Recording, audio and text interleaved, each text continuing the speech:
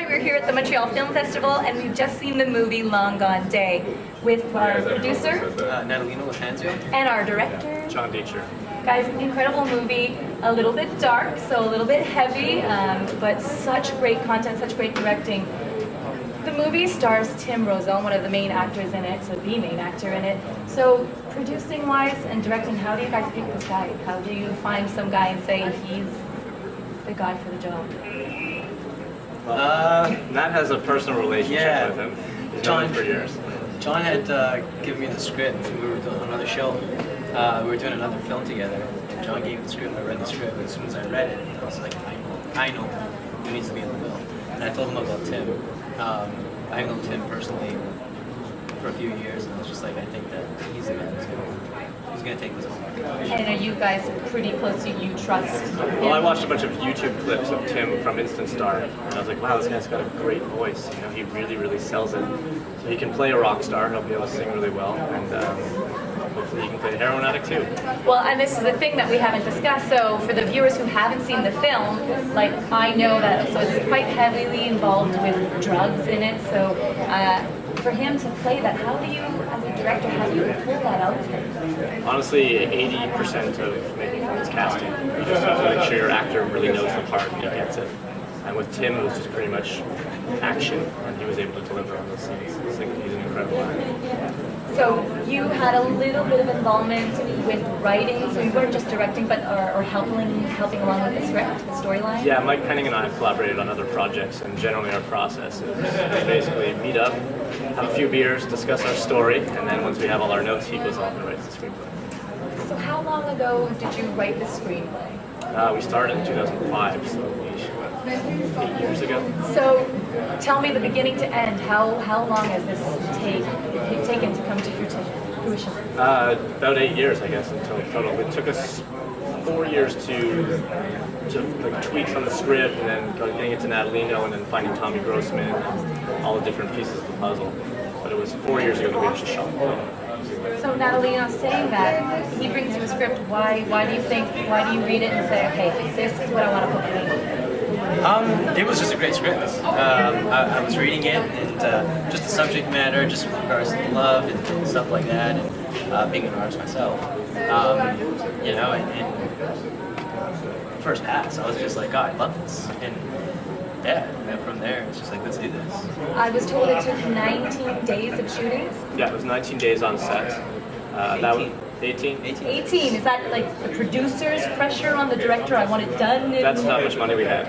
Okay. 18 days. We had a budget for 18 days. 18 days, so you brought this film in 18 days. That's incredible. Thank you. And the rest of the cast, so we have Tim Rozon, who's incredible, one of the main actors. Cindy Sampson, who's Yeah, also Cindy really Sampson. great. How did you find her? Matt had also worked with her on a different set.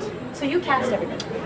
He just knew all these actors. Yeah. And then Morgan Kelly, we knew was friends with Tim, and I've always liked his work. So it makes Morgan's available sense that to come on Morgan would board. be in the band with Tim. They're longtime friends from childhood, from high school days. So we brought him on board as his bandmate. Paul met in the casting session, just blew us away. Okay, so he came Victor. to he came He to came to a casting session, yes. And So then for David Victor, Schaap. Also. David Schaap I've worked with in the past as well. And I think he just has that, you know. This is like your friend's film. It's like, let's get all my buddies. Well, people that you've worked with. Yeah, no, that's great. And well, it's a great film, so you obviously chose well. So, how is the mood on set? Like, it's a pretty dark film. Like, you can't joke around all the time because you got to create a scene. How are you guys all on I think set? we were all like actors, honestly, on set. We would joke around and bond with each other, and then as soon as action was called, it was somber. Yeah, it worked out. Well, yeah, for sure.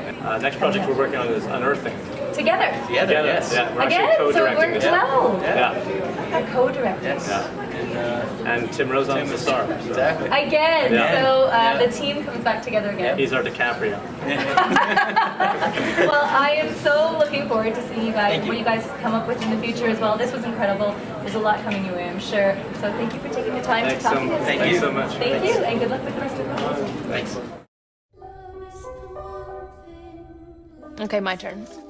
Lena, we already know everything about each other. We haven't seen each other in 3 months. We have to get to know each other again. You're leaving again. Lena, it's just for a few more weeks. When are you ever gonna be home? Christian, I'm leaving you.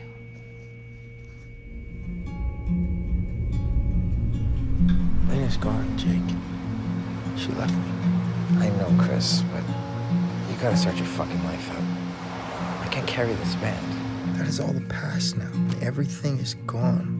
You know, we're all pretty excited to hear what you got for the new album. There's only so much publicists can do to hold off the press. We'll get them when they're done, Vincent. That's some pretty heavy shit to be curious about. Are you sure you want to keep doing this? She is never coming back to me, and that is all that I think about.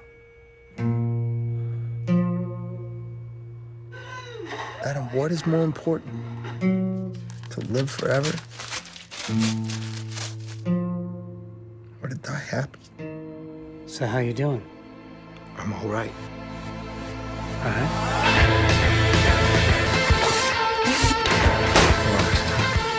That's what I'm afraid of. You're fucking this up for everyone else. What the fuck am I supposed to do now if you're a fucking junkie? We're here with Tommy Groszman. He is one of the producers of Long Gone Day, the movie that we've just seen. Tommy, we spoke to two of your colleagues on the film. So we spoke to John and we spoke to Nat. And they were mentioning, you know, I was trying to find out how you guys all got together to get on board with this film. How did you come involved? Well, normally a producer gets involved right at the early stages of a production.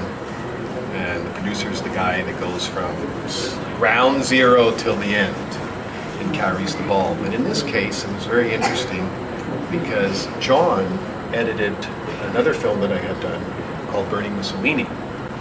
And John came to me and said that he had developed a project with his partner Nat, and they said they'd really like me to help them to produce the movie. So I said, okay, let me read the script. And I read the script, and it was written by Mike Penning, who's a fabulous writer, and I know Mike, and loved the script. And I said, okay guys, what would you like me to do? And they said, well, we have the cast, we have the script, we have some equipment, we even have a little bit of money. I said, oh, that's great. So what do you need me for, you know? Anyways, 4 years later, there was a lot to do. These guys started off the project in a wonderful, wonderful way. Amazing. And you saw today the casting was tremendous. Nat did the director of photography. John was directing. Beautiful job that these guys did. That's amazing. Yeah. So you're obviously happy with the decision from the get-go to go all hands in. I'm extremely happy. But to answer your question succinctly, you never know. There's so many different, it could be a script, it could be something personal, it could be the cast. There's so many different reasons why you jump into a project. But there always has to be that one thing that makes you say, go. Yeah, and the passion. Yeah, and to have the passion for the project. And it's all about passion. Well, speaking of passion, where did this come from? Why did you decide? You're from Montreal. Right. Like I said, I talked to you before and I did a little bit of research on you. You graduated at Concordia. Right. So did you already know? Like, where was the passion? Where did it come from? I'm going to be a producer. Well, to be honest with you, I'll try to give you a short answer. It started in film school. And I have a fine arts background as a creative person. And I got a job on a film set to be an assistant director, which was basically running around doing logistics. And I worked my way up in the industry. Third assistant, second assistant, first production manager, line producer. And at a certain point I realized I wasn't being creative. And I learned a ton. And that's when I decided that I'll go independent and I'll create my own projects.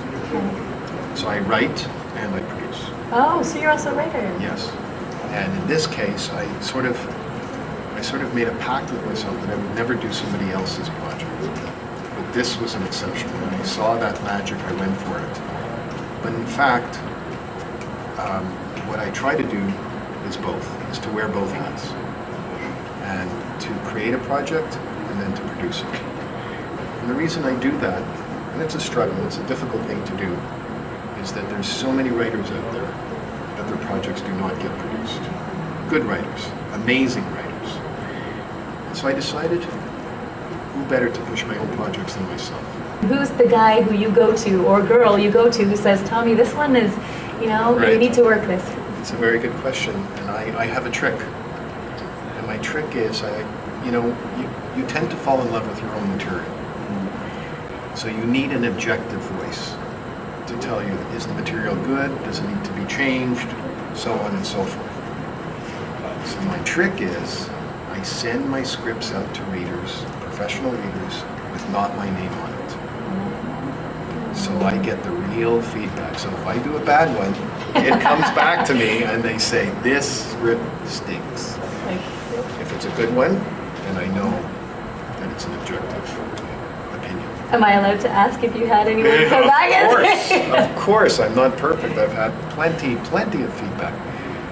But on the other half of that answer to that question is that I have a lot of people in the film industry that I respect.